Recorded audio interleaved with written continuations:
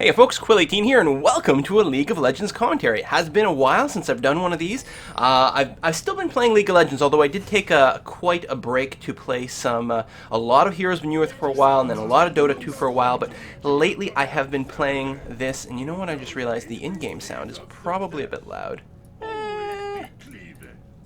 Let's drop that down. Somewhere around there. Just in case. Alright.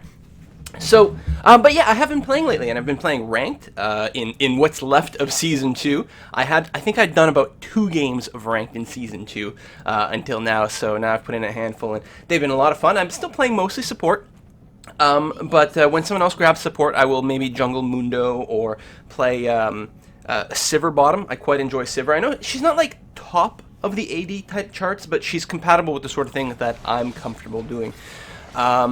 And I haven't had a chance to play mid or top this season yet. We'll see. I probably would play someone like a Anivia mid. I don't have a lot of practice with that. I've actually got to get into some normal games and play some Anivia and give that a try. So this game here I did not pick this game because I'm going to be especially awesome. And speaking of awesome, I'm going to be laning at the bottom with Jay is Awesome. Good friend of mine and a frequent appearer in these videos. So I am playing Sona. So like I said, it's not necessarily, I don't think I'm going to have particularly amazing gameplay. Although let's switch this to just follow me at this point. But the game was actually a pretty exciting one, so I figured, there we go. Because, you know, there's only so much you're ever going to learn from me. At this point, the League of Legends meta is pretty established. You'll always have a jungler. I mean, ideally, if you ever not have a jungler, you're probably going to lose if the other team does, because it is really unbalancing the amount of extra XP earned by the solo lanes. It's not like that jungling in and of itself is that great.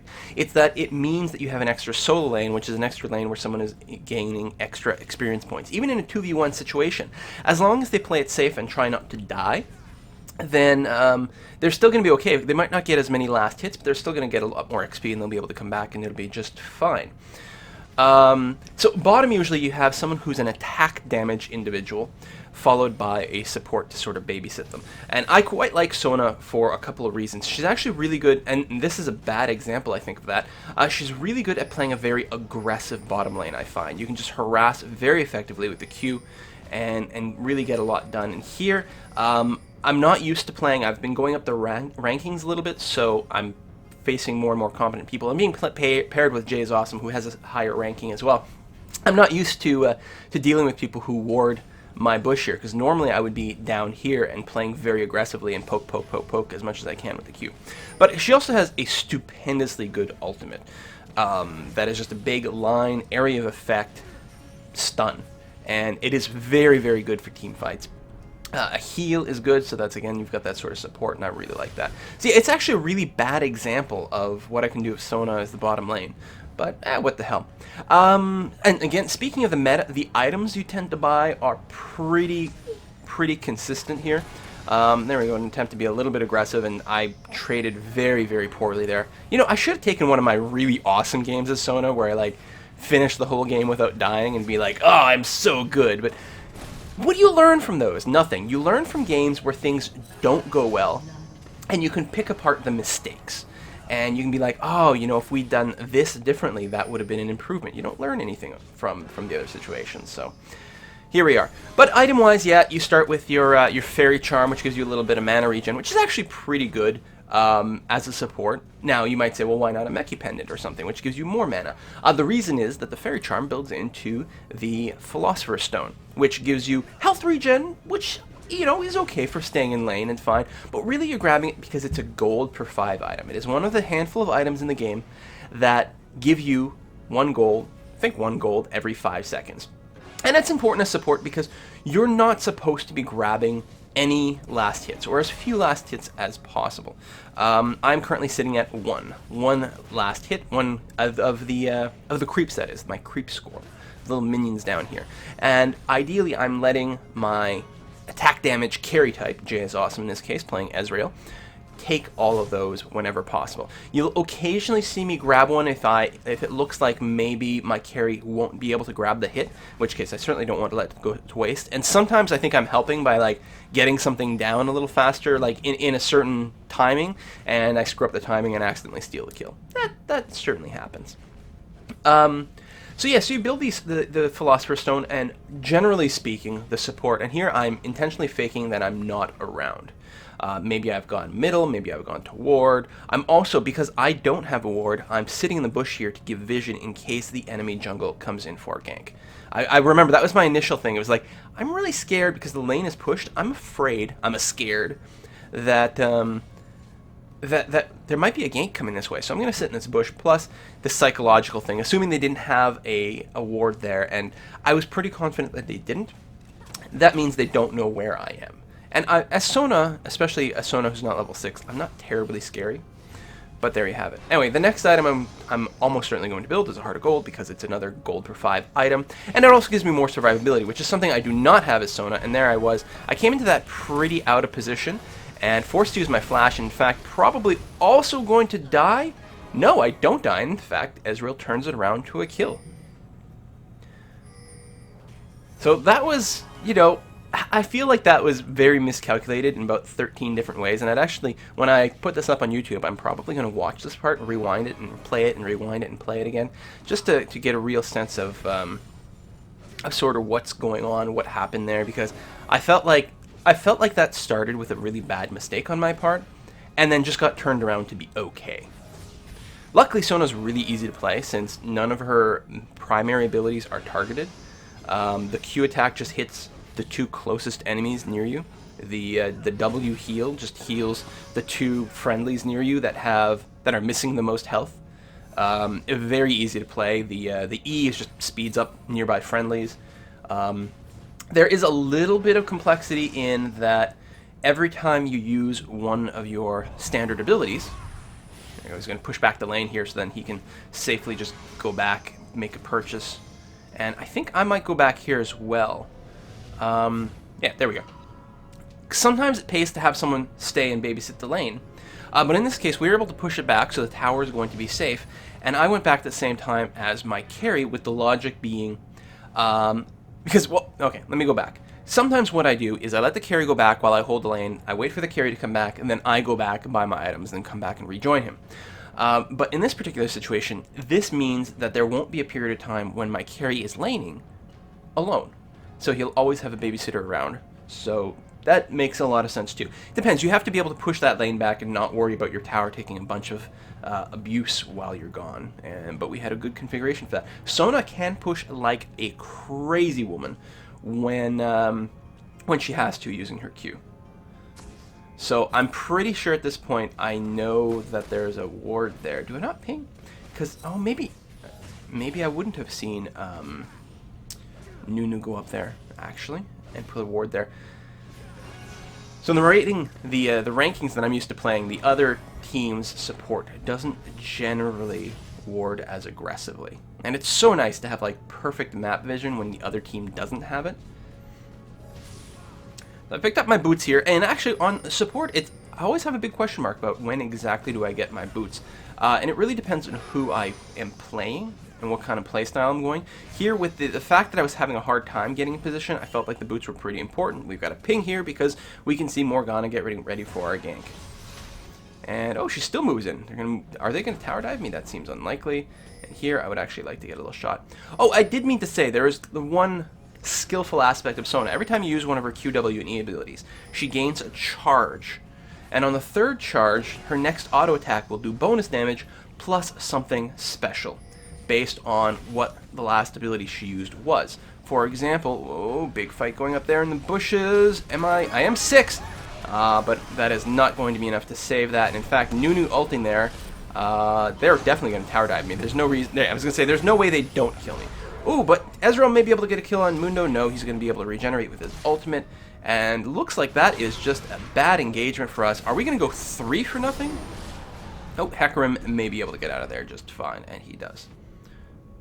Right, so this charge. So one thing is just like noticing when you're in the 3rd charge and using that extra damage to do something useful. You don't want to just assume you're just doing a normal auto attack to last hit a minion and then waste the extra damage. You want to sometimes get an auto attack on a minion that you might not be able to kill with one shot normally. So there's some value in doing that. But generally speaking, I mean, should I go back to directed camera here? But generally speaking, you want to use that extra damage to get the harass off on the enemy during the laning phase.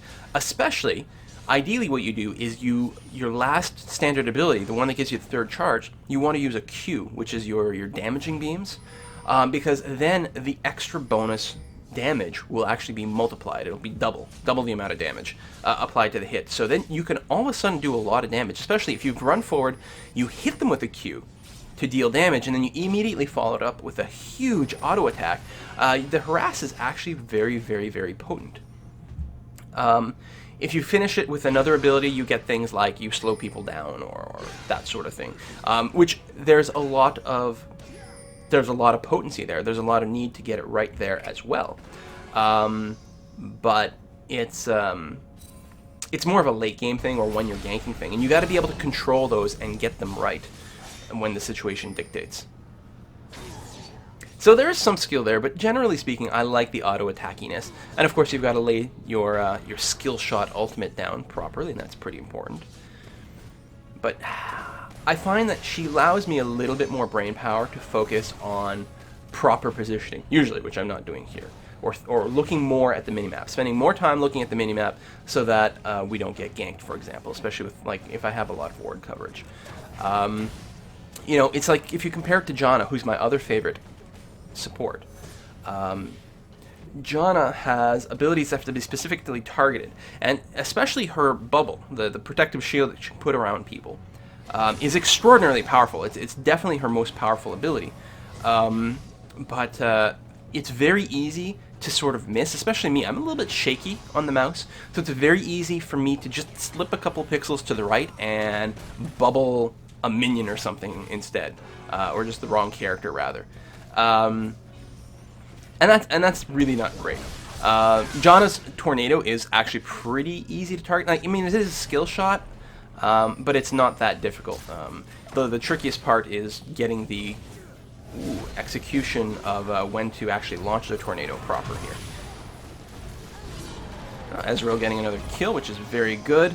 And you can see there's a lot of damage. I wish I was a little worried here. I didn't know how everyone's cooldown status was. I knew that Ezreal's mana was low. I don't really know Hecarim, so I don't, I can't really count on his abilities exactly because I don't know the abilities, the timings, the requirements. I know he has a charge. But so there I was like, no, I want to 100% lock in that kill. Look at the bottom. I think we should be okay here. She's only one. She might have her ultimate up, and she does. I'm going to probably try to get out of there, get the view back over there, directed view. I do like that there's a directed view, but yeah, so we got out of that just fine.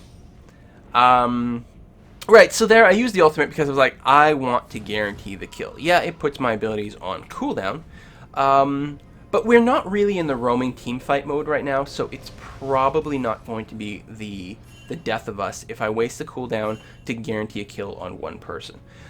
In hindsight, well, I knew right away as soon as it went down, and then I saw Hecarim charge. I'm like, okay, I didn't need to do that, but still, I'm not unhappy.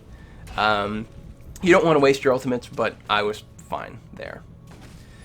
So again, we did another simultaneous go back. At this point, I have my Heart of Cold now. People always ask about my my runes and masteries. I'm actually, off the top of my head, not sure what my masteries are. I'm willing to bet with Sona. I think I went with a sort of more aggressive support mastery setup, which is probably like a 9-0-21. So I got like a little bit extra magic penetration in the offensive branch, and then defensively I'm looking for cooldowns and that sort of thing, cooldown reduction. So there, I went to help out and I think drop a ward around middle. How do I manually grow? Whoa. Oh, there we are. Yeah, alright, so I dropped that ward over there. And this is not the right angle. Wow, this is kind of cool, but I just want normal angle. Normal view. I don't think this is it, but it's close enough.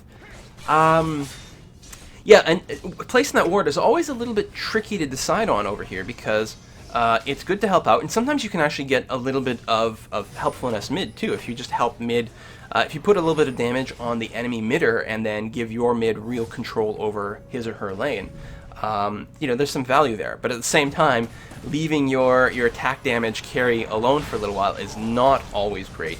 because sometimes he can get into some trouble. Or just lose out on a bunch of farm, right? If he doesn't have the support.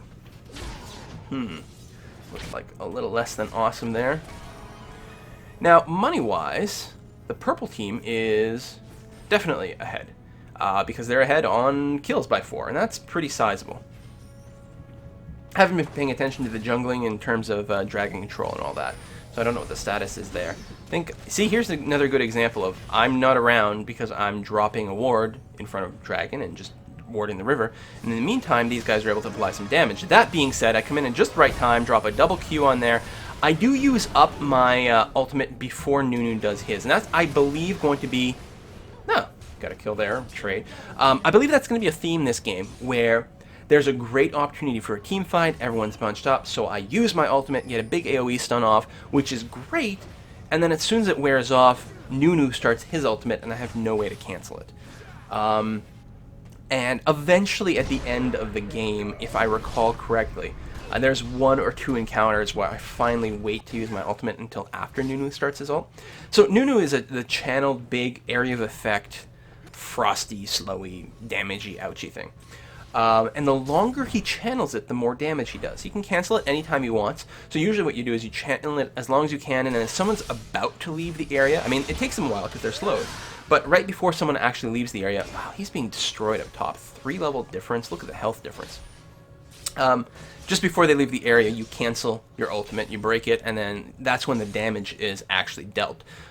So as long as possible, but try to get as many people as possible.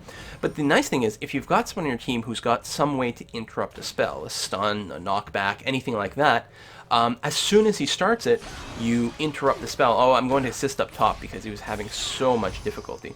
Unfortunately, I don't have my ultimate because we did use it down there.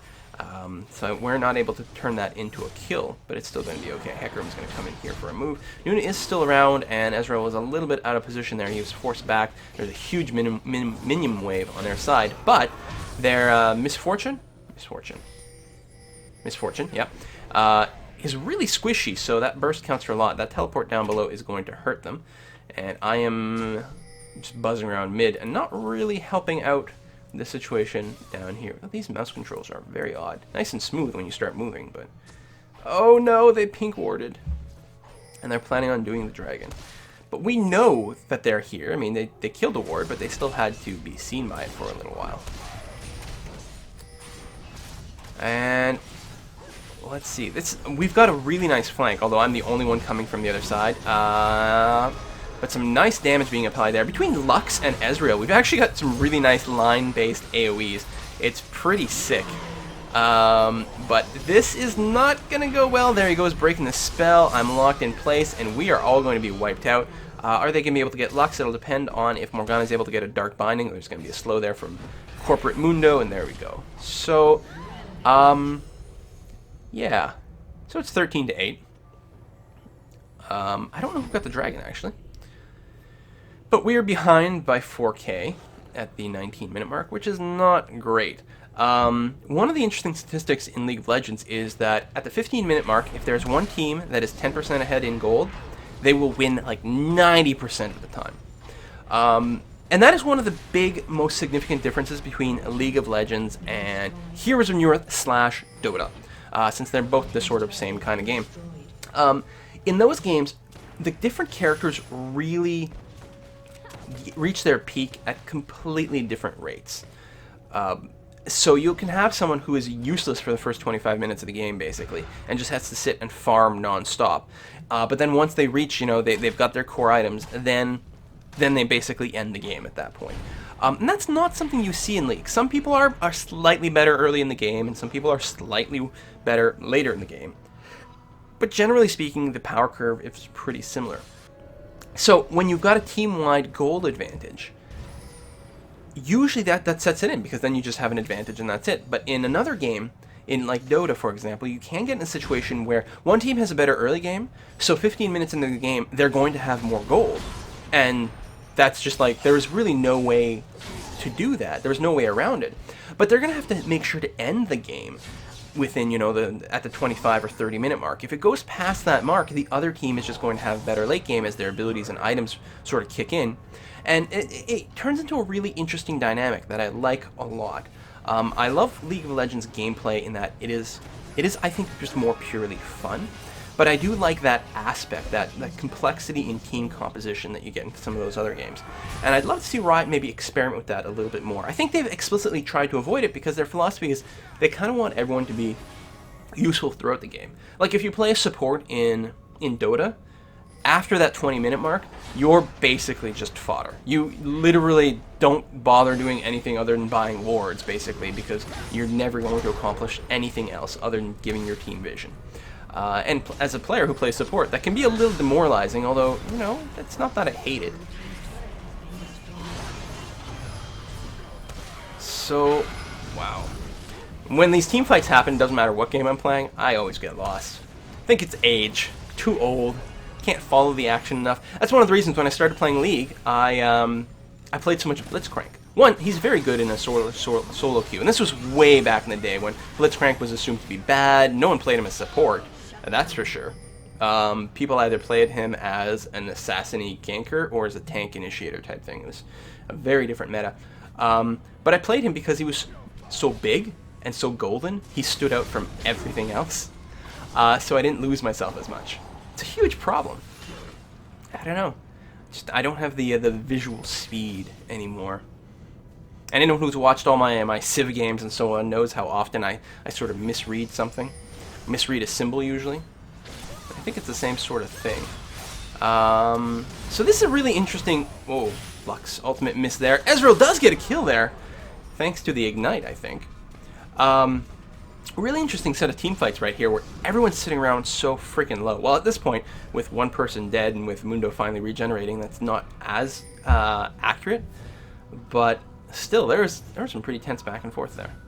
So how am I doing item-wise? Oh, I have now completed my Aegis of the Legion, which is always a great item, and every team should have one.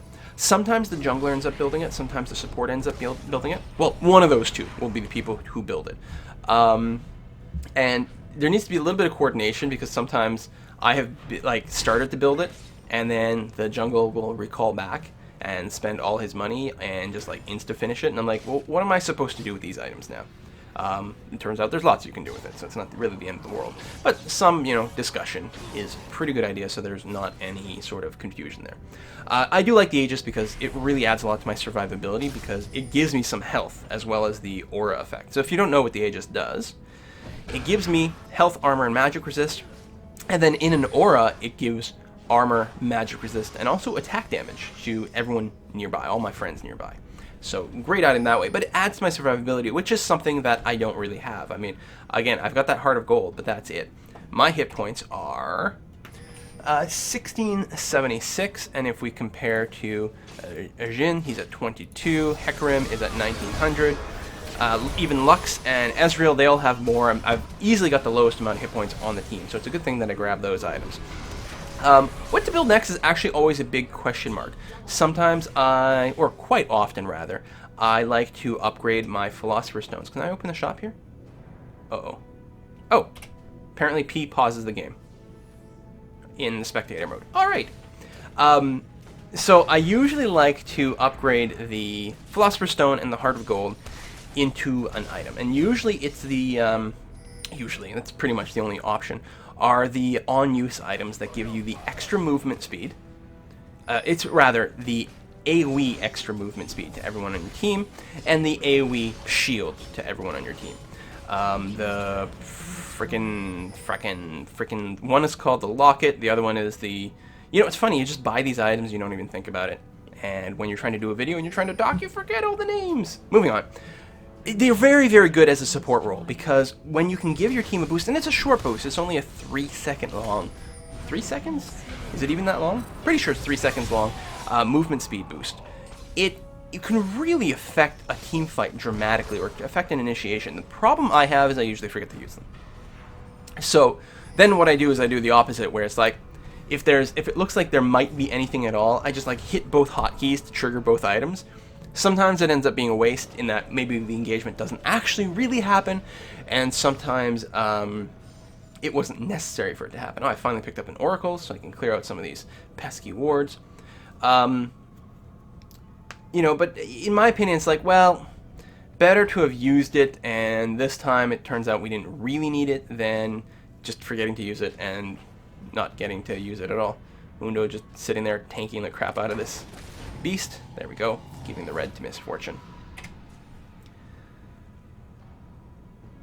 So, vision-wise, both teams have a lot of it. Wow, this is like a high-end pro game here, guys. Okay, not really, but I am going to try to go around and clear as much as I can. Ooh, I've been targeted. They know that I'm there. Of course, they know that I'm there because I'm killing a ward. But I'm able to get out of there. Gold-wise, wow, we are 6,000 behind, plus or minus. Down a tower, down 7 kills. And definitely on the back foot. I mean, we've got vision, which is good, but other than that, we've really given up complete map control. They're in our jungle, stealing our jungle kills, so they're going to get further and further ahead in gold. Yeah, they're 7k ahead now. And are they going to go in for this engagement?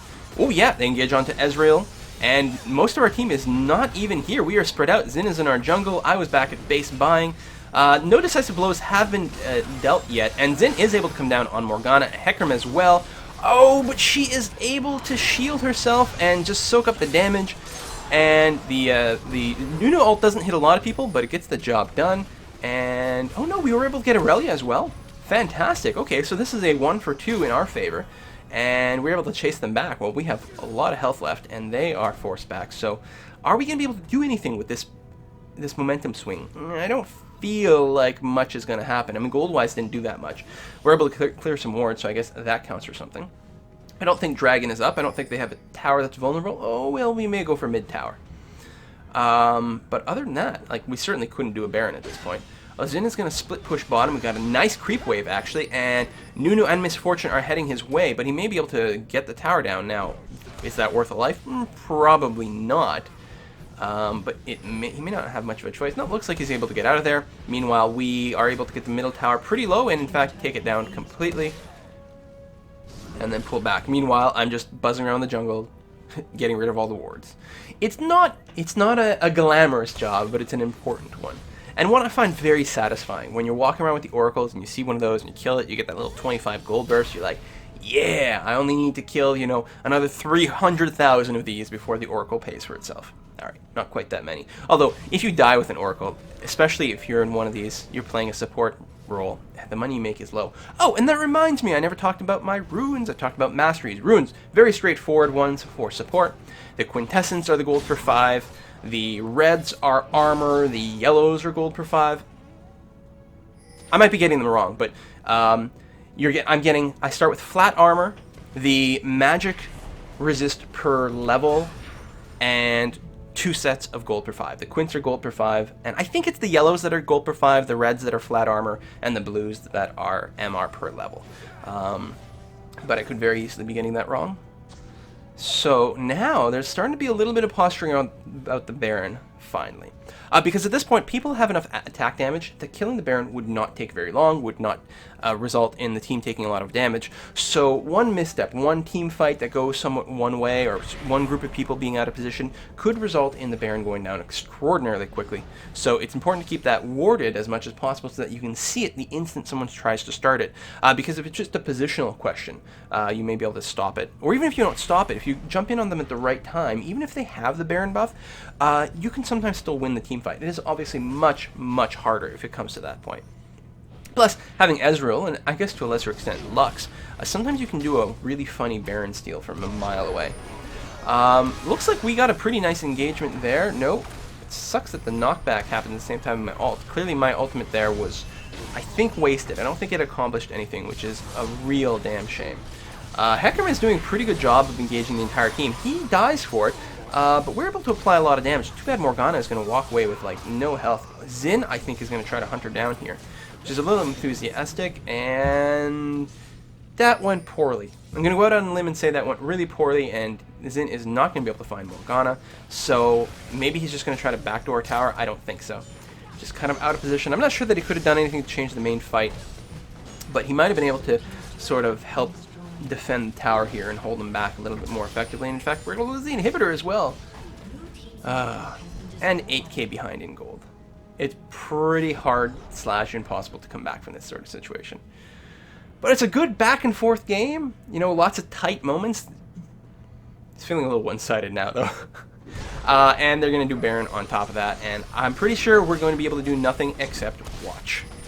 Which, as I said, is horribly, horribly demoralizing.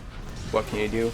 So we are going to try to move in there, but clearly we're never going to move in there until after the Baron goes down. And, oh, we lost our ward too. Nope, there's the Ezreal ultimate to attempt to be a steal. They actually have pretty good vision in our jungle as well. So now their whole team is up. Their whole team is up by about 10k gold. And they all have the Baron buff. So what can we do here? I guess if there's a perfect team fight engagement, hopefully around one of our towers. Wow. Yeah. I mean, I guess if you still hold out hope at this point, then what you have to do, and maybe if we knew the actual gold difference at this point, maybe we would have just surrendered. But what we have to do is play super, super defensively and just hope that we can time out the Baron buff or catch one or two of them horrendously out of position. That's really the only hope that we can do. It looks like they're pinging for Dragon, I think. Yeah, so that'll put them even further ahead in gold. And the thing is, they're going to have a lot of confidence to sort of spread themselves out and get a lot of farm on the jungle creeps and little things like that, whereas we're really forced to bunch up a lot, and only where we have vision, they're going to easily take another dragon. And yeah, exactly 10k ahead. Meanwhile, we're just stuck here defending against mega creeps, and it's very, very disappointing. Looks like the game's going to end in 2 minutes, so I assume we actually lose this game.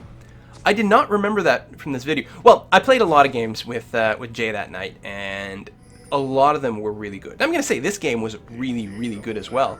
I just thought that we won when I started it. And I don't try to pick games to show that just win. Again, I have a game I could do next where it's 27-0 game in our favor. We just like raffle stomp the other team. But again, what's the point in that? And I guess there's a lot more value in doing this one where we lose. I thought we were behind and we came back at the end, but it doesn't look like that's going to happen. Wow, that is disappointing. We can't catch that Morgana. The black shield and everything. Lux is going to apply a little bit of damage there with her laser beams. Hecarim is going to miss. Less pew pew, more QQ. I feel like I've played with this guy before. Well, it could just be that there's a lot of people with names very similar to that. Get an engagement here, but no. Wow, he takes a lot of damage in return. I'm happy that he bought an Oracle's. It's very, very handy when one of the more decked out people on the team ends up doing that. Yeah, nice split push there while we're distracted. Ezreal goes down, and yeah, alright, there's no coming back from this, guys. Anyway, I hope you enjoyed this video, and I know my discussion was all over the place, which is pretty standard for me. Guess I didn't discuss my level 2 boots. I got the Ionian ones, right? Yeah.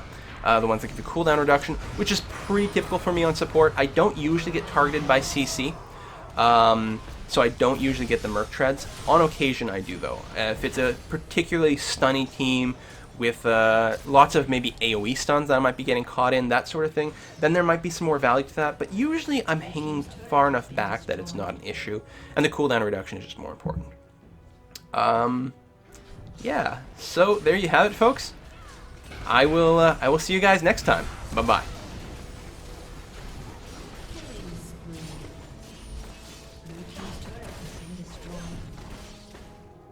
Wait, why didn't it end?